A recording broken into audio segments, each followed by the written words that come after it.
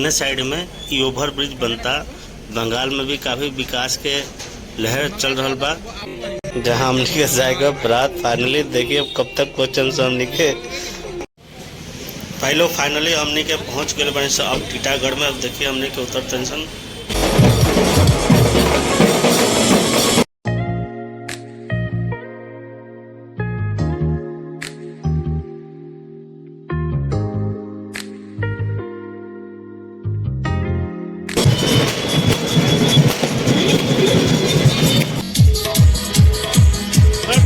भाई लोग फाइनली हमने के पहुंच गए से होटल। और देखिए कितना शानदार भाई लोग दुर्गा पूजा का कार्यक्रम देखी लो स्टार्ट हो गल बा।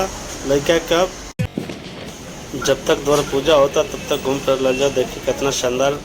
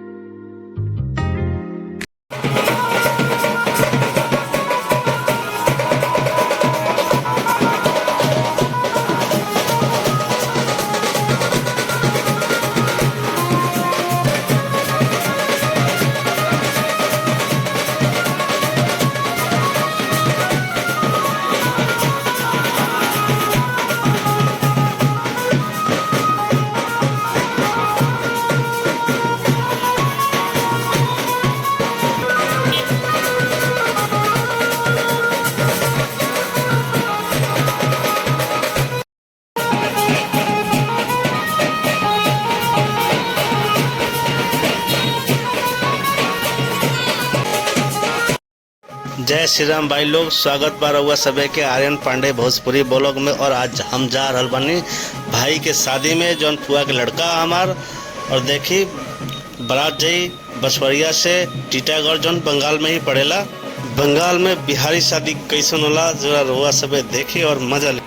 तो रउआ सबे पूरा फुल वीडियो में बना रही। आज बहुत मजा आवेला बा, बहुत धमाका होके आला बा आज। तो फुल वीडियो में बना रही रउआ सबे। जय श्री।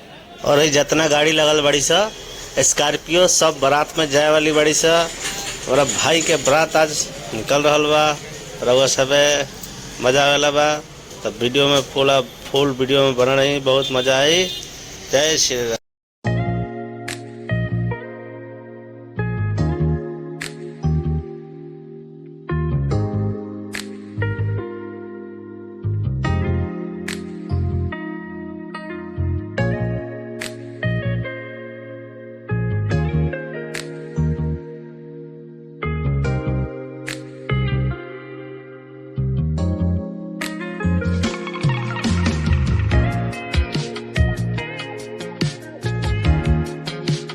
रउआ सब के दिखाई देता है दाहिने साइड में ई ओवर ब्रिज बनता।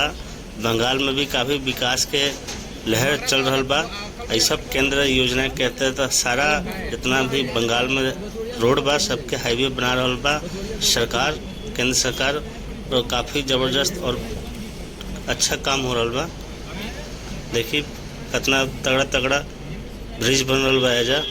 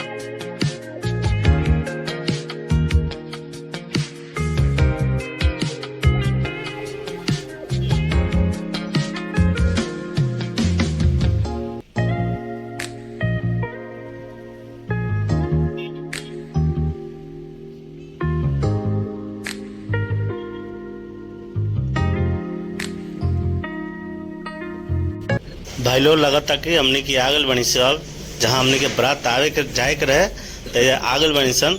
और देखिए राइट साइड के इंडिकेटर जला के गाड़ी घूम रहा बिया। और देखिए ओ एजे मार्केट भी बा अच्छा खासा। देखिए मार्केट होते हुए गाड़ी आगे बढ़ रहा बिया।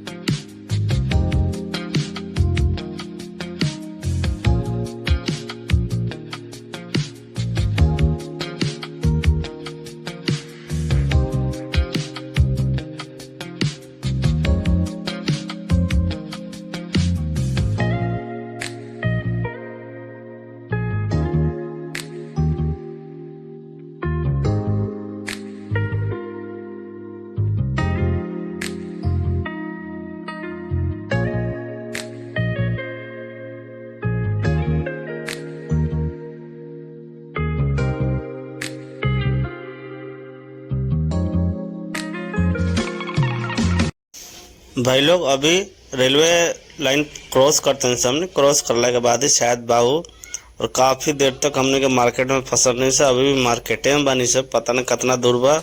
1 घंटा से भी ऊपर हो गल हमने के मार्केट में चलत और अभी तक मार्केटे में बाद में। अब देखी कितना देर में आवेला जहाँ हमने के जाएगा बारात। फाइनली देखिए अब कब तक क्वेश्चन से हमने के।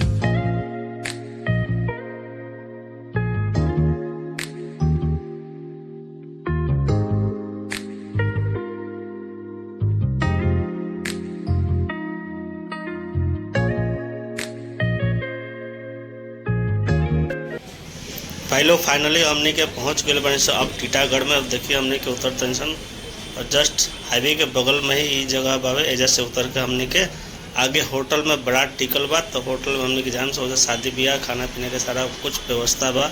और देखिए हमने के अब तैयारी चल रहा बा बारात निकाले के जैसे। और देखिए सारा लोग ये सब सिस्टम भी आ गल बा, डीजे डूजे बजा वजा सब कुछ फोटो में पड़ल बा। तो लाइटिंग सिस्टम वगैरह ये सब बा सामने दिखत हुआ सब के। और ये सब भाई सब बड़ा से सब साथ के देखिए बहुत मज़ा आई। अभी सारा सिस्टम चालू हुई थोड़ी देर में।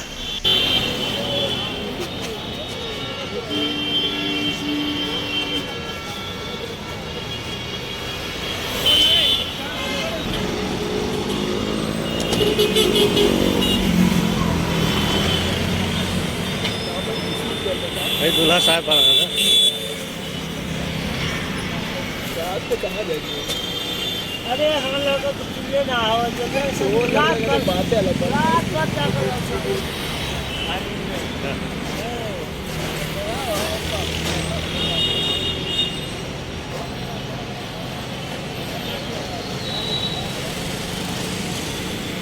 भाई हिटलर भैया बगल में ही तरह। भाई लोग फाइनली सब कुछ रेडी हो गल बा, बारात लेके तैयारी चल रहा बा। देखिए हो गल बा तैयार, सारा आजा बाजा सब कुछ तैयार कंप्लीट, लाइट वाइट सब कुछ चल रहा बा। अब गाड़ी धीरे धीरे आगे बढ़ी। अब देखिए एकदम कितना मस्त लगता देखे में, शानदार एकदम घोड़ा रथ सब कुछ व्यवस्था हो गल बा। अब लड़का अब चढ़े वाला बा देखिए उधर रथ पे। और एक बाद से आगे के नज़ारा वालों देखिए फुल वीडियो बना रही, बहुत मज़ा आया बा। आजा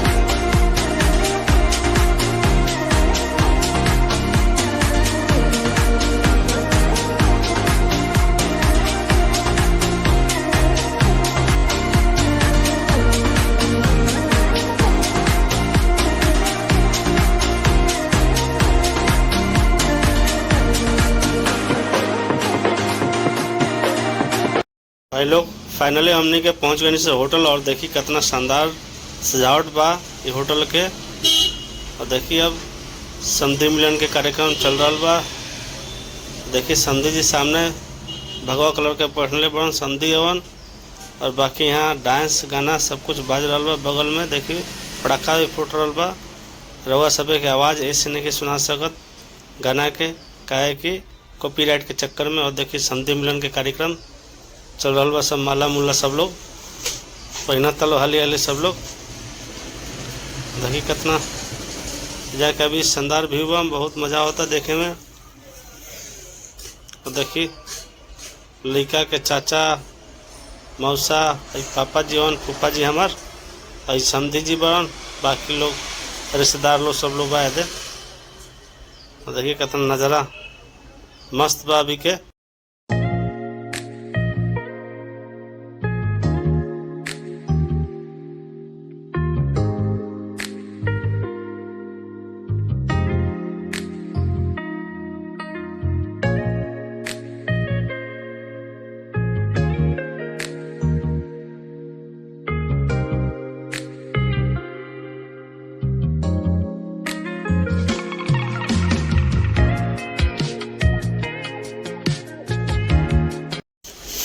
भाई लोग द्वार पूजा के कार्यक्रम देखी लो स्टार्ट हो गल बा।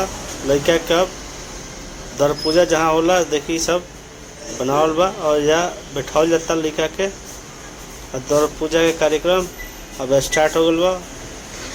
बाकी देखी कितना सजावल बा ये होटल के। काफ़ी सुंदर सजावट भइल बावे जबरदस्त। होटल के नाम बा प्रफुल्ला। और देखी काफ़ी ज़बरदस्त हाईवे के जस्ट बगल में ही बा ये होटल। और सब कुछ देखिए सामने तैयारी चल रहा बा बिल्कुल ही।